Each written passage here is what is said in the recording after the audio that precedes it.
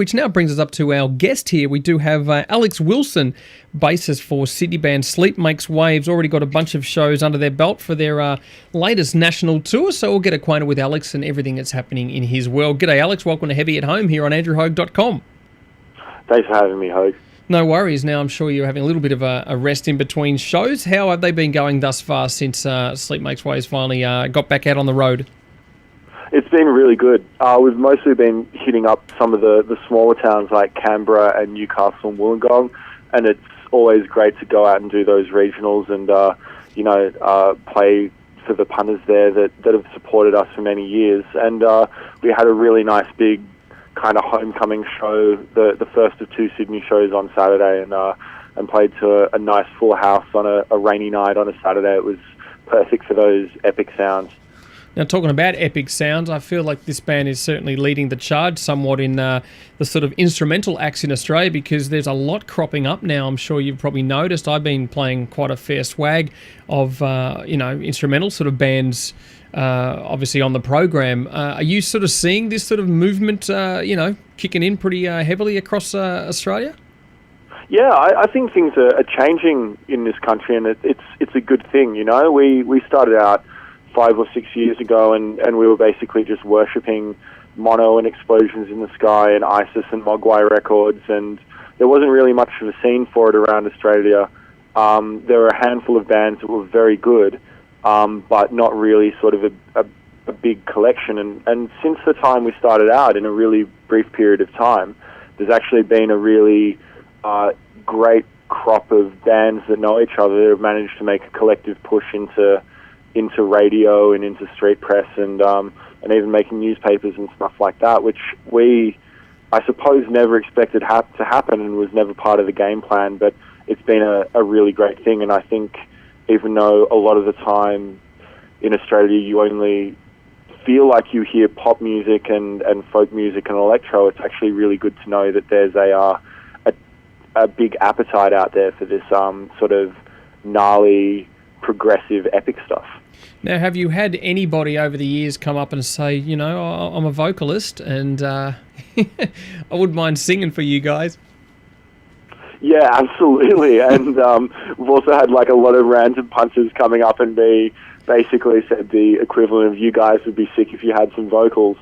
And I mean, I think that we kind of all listen to a lot of vocal music and we love that, but as people and musicians, we tend to speak the most real stuff when we're just using our instruments, and so we just try and be the best version of what we can be. And I think that instrumental music, because it doesn't have the vocals, the listener can have their own interpretation of what the music is, which isn't a better or worse thing, but it's a very differently powerful thing compared to what you can have when you've got someone wailing out the front over the top of a really big sound. And while we've had people that offer to be our vocalists, we've also had plenty of people come up to us after shows and be like, my God, I've never heard a band like you guys before.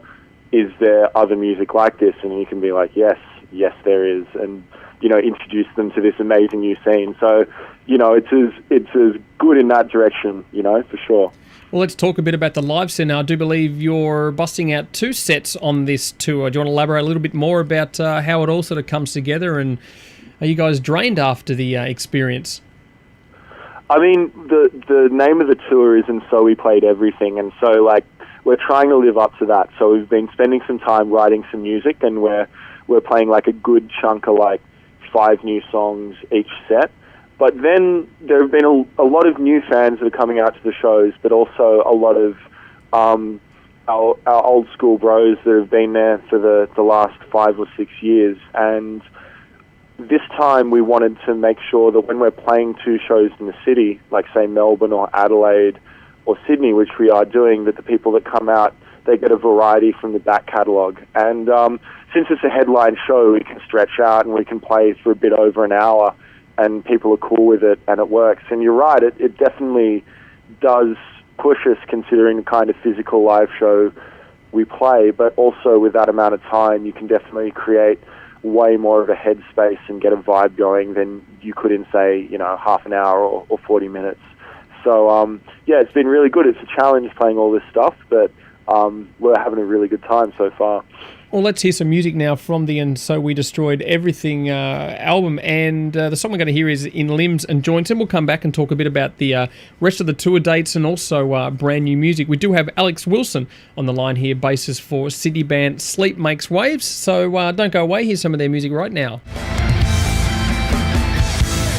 SleepMakesWaves there. In Limbs and Joints is the track, and we do have Alex Wilson, the bassist from the band, on the line here on Heavy at Home, as we do support Australian heavy music every Monday night here at 8 p.m. Now, of course, I did mention they're kicked off a national tour, so let's quickly talk about those the rest of the shows you got coming up. Alex, you're playing this Saturday the 6th at the Evelyn Hotel, also another show on a Sunday at the same venue, and then there's Thursday the 11th at the Port Macquarie Hotel in Port Macquarie, Friday the 12th of July at the Tempo Hotel in Brisbane, all the way up to Byron Bay on Saturday at the Northern, and then the following week, Thursday the 18th in Mojo's in Fremantle, and then the 19th in Perth, and then there's a bunch of shows in Adelaide and back to Sydney as well. So again, you guys are certainly road dogs when it comes to taking your music to the masses. But let's talk a bit about new music. Now, you did mention you've been playing 5 new tracks from the forthcoming record. When will the new material be recorded and hopefully be released? Look, I can't be more specific than 2014, which is what we're gunning for. You know, we're like very, very slow songwriters, and we sort of we need, because it's really crazy music where we're smashing together like pretty much electronic songs with a full rock band and writing them like up to 8 or 10 minutes long. It takes a while to put everything together. So we sort of got an opportunity to write a lot of stuff earlier this year between tours, and now we're back on the road, and we're hoping that either one or two things will happen, which is that we'll either have a whole lot of time to write the remainder of the record later this year and then, record it and get it out, or if more touring comes our way, we'll just try and keep on hitting the road and getting the music out there. Either way, it's gravy. And we're pretty excited about the new material because it sort of shows us in a bit of a different light this time. It's still very heavy and intense, but we're trying a rhythmic aspect in there. You know, we're very influenced by bands like Battles, I suppose, sort of more on the experimental end of things that are bending rhythms in really interesting ways, and we're trying to take that with our sort of more rock and metal influences and some of the anthemic moments we have and make all of that stuff fit together. So that's kind of the aim, to get this really live, rhythmic kind of vibe happening with the songs. Now, playing some of these new tracks live, and again, as I said, seeing the band live many times over the years, there is just so much sort of scope and depth and also lots of sort of room to move for experimentation. Are you finding it hard that when you're playing these new tracks that, you're wanting to change a few things again? Do you find that just becomes a bit of an addiction of, chopping and changing, or they pretty much set the way they are live is kind of what we're going to get on record? Yeah, I think you're right. There is a lot of opportunity to chop and change, and I think we're sort of beginning to view that as a real benefit, because when you become a band that's able to play a lot of shows live, you begin to sort of develop a really intuitive understanding of the songs that you have outside of just recording them in a studio. And so I think a lot of the thing with playing as much new material as we can is we want to give, obviously, some new shit to the fans so that they can be excited about it, but at the same time, it's an opportunity for us to really feel out these songs and how they connect with people. So I suppose we just want to road test everything and know it like the back of our hands before we get in to make the next record, because I think our strengths lie as a live band, and the more that we can connect with that and tie it to the material before we go and record it, we can capture some of that energy live and put it on a record, which I think represents us at our best, you know?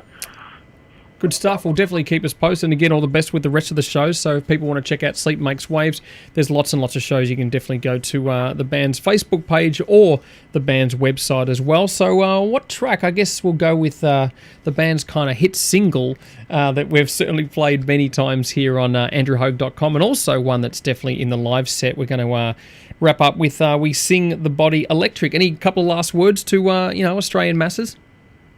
Well, this comes from the title comes from a short story title by a guy called Ray Bradbury, who wrote Fahrenheit 9 and Fahrenheit 411. And so anyone who likes this song should check that story out. Awesome. All the best, Alex. Cheers, Hoagie. Thanks.